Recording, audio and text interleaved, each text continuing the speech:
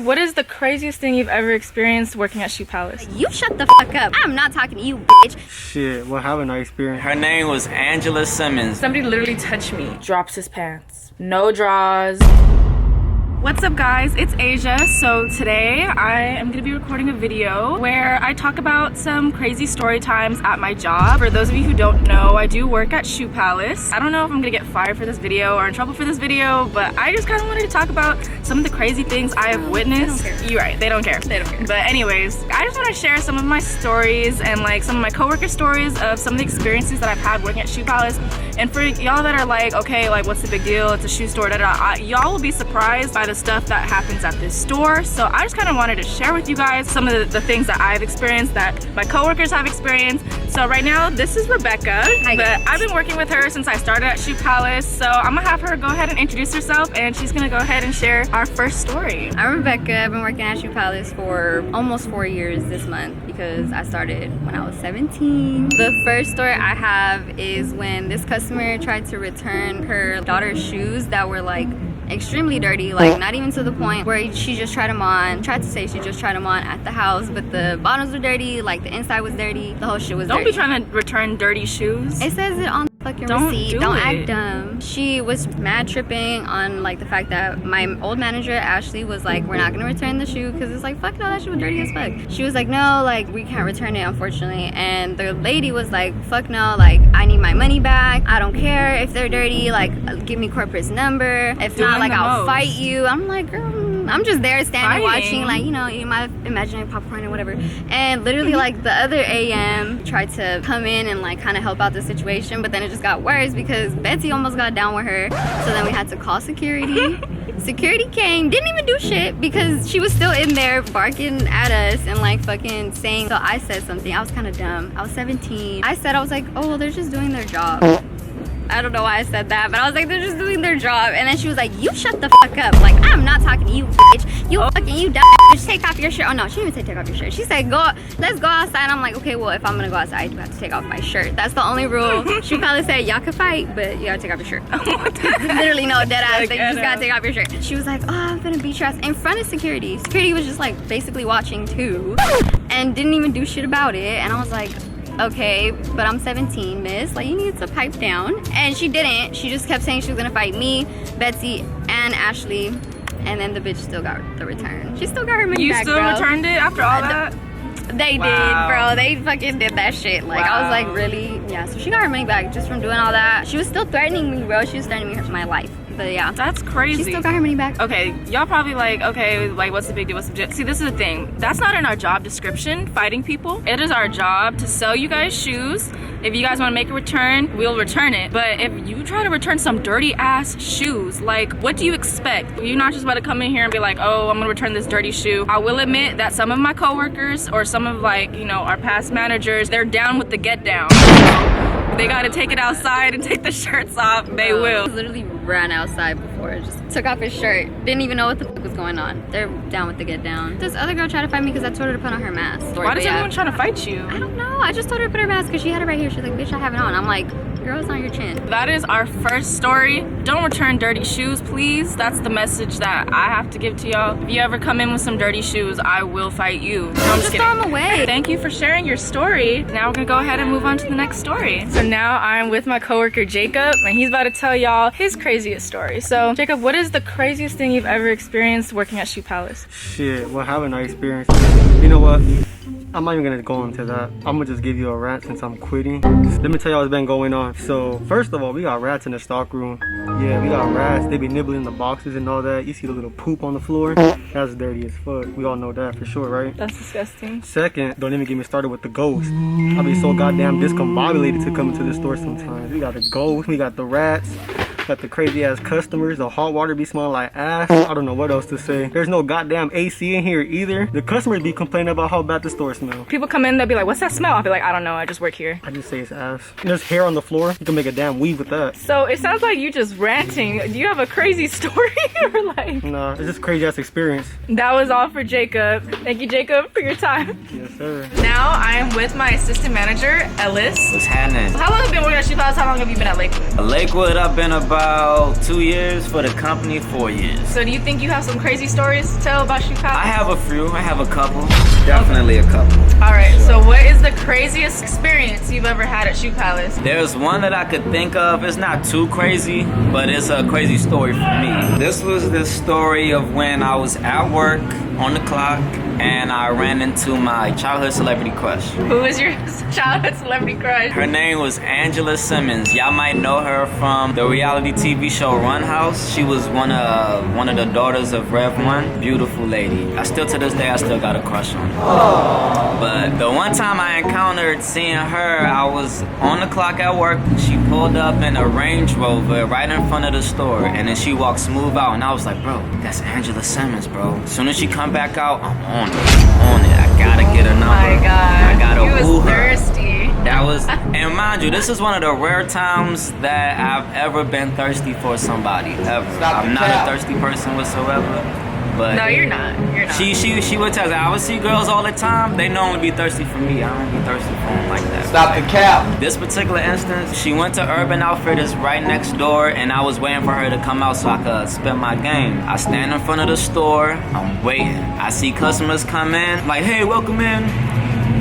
Waiting, looking. Trying to see if she's in there. An hour goes by later, still nothing. At this point, my manager at the time is like, yo, I'm sorry, bro, you gotta take your 30-minute break. If she come in, I'll let you know. So I was like, fuck. Alright, so I go across the street, go there, I get my pizza, jet right back. I clock in early just so I could stand back outside and wait for her. Right? This guy is doing the most. I did the most. I ain't gonna hold you. I would go ring up customers and come right back out. I help her with a shoe. I run, get a shoe, come back out, bring them up, and stand back at the door. 2 hours go by and still no sign of her. And I'm like, damn, she probably in there buying up the whole store. I'm waiting. So after a while, I kind of forget. I'm DJing at the store at the time, so my music is coming on, and I'm just like grooving, killing time. I hit like the stupid spin dance move. I don't know why I did it. I was just being goofy. Tell me why I hit like the goofy spin move. That's when she decides to come out. So she caught me mid-spin. Automatically goofball mode. She catch me on goof mode. So I'm like, fuck. So she goes and she pops her trunk open. I'm like, alright, cool. Let me get ready, cool. I already had everything in my mind. It was gonna go out. I was gonna be like, hey, what's up? You need any help with your bags? I got you right here. Yeah, I work here. Come through, check out. We got shoes. I got some. All in my mind, reenactment, right? She pops the trunk, she puts it in, and she sees me. And I'm sitting there about to like say whatever. I'm waiting on her to say hi so I can say hi back. The first thing she does, she looks up at me after she closed her trunk. She's like, hi. Hit me with one of those seductive, unexpected, really sexy, deep voice highs. Hi. Like, look me dead in the eye, right? Dead in the eye. Lost my mind. I couldn't think of anything. Caught me smooth off guard. Oh my God. The only thing that I could have done at that point, I remember just saying like, hi. Hello? Mr. Krabs, say hello. Oh my God, you're a weirdo. I just froze. I froze up.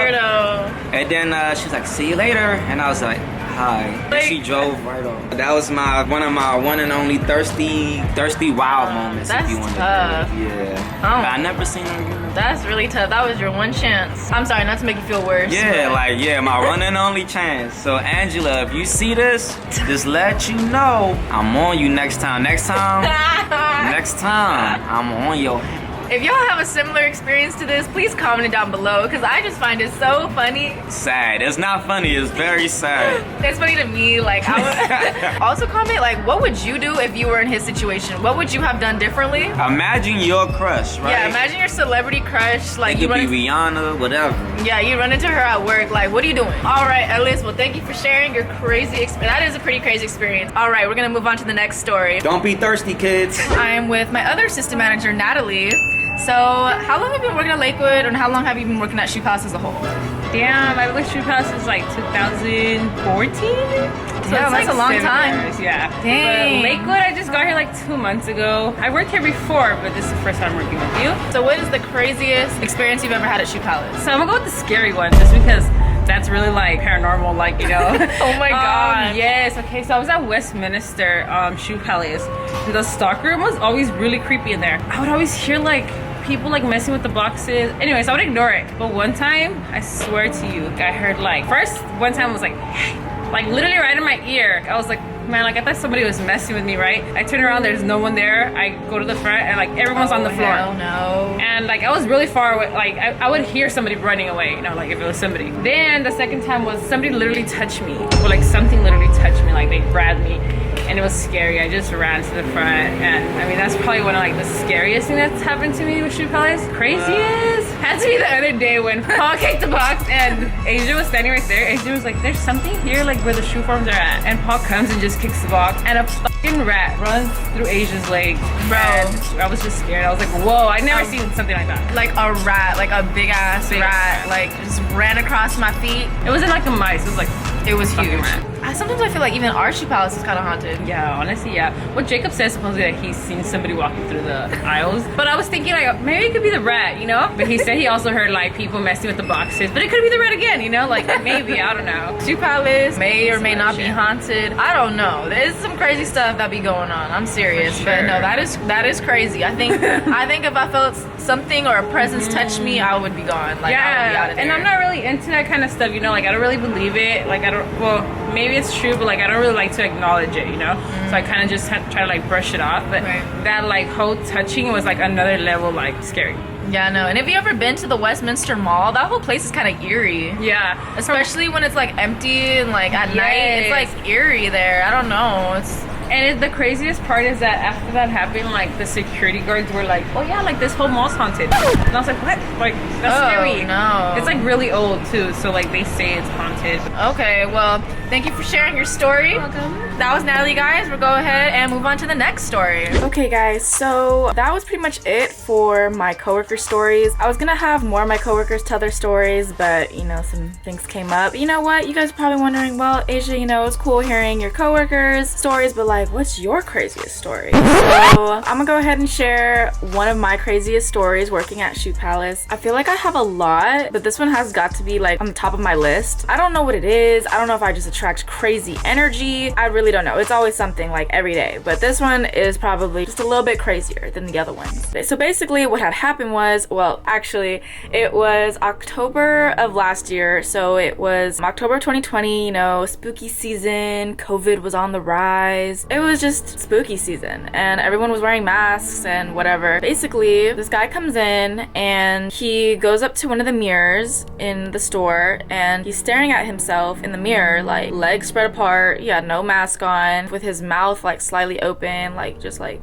you know, like a zombie. Being the good salesperson that I am, I went over to check on him to see if he needed any help or whatever and kind of advise him to put his mask on. And I'm like, "You doing okay over here, sir?" And you know, the proper reaction when someone comes up to speak to you is like, if you're not facing them, you kind of look at them when someone speaks to you. You know what I'm saying? You guys are me asking him if he needs help, and this is how he turns, okay? Staring at himself. I'm like, "Okay, do you need help?" Blah, blah, blah. And he's like,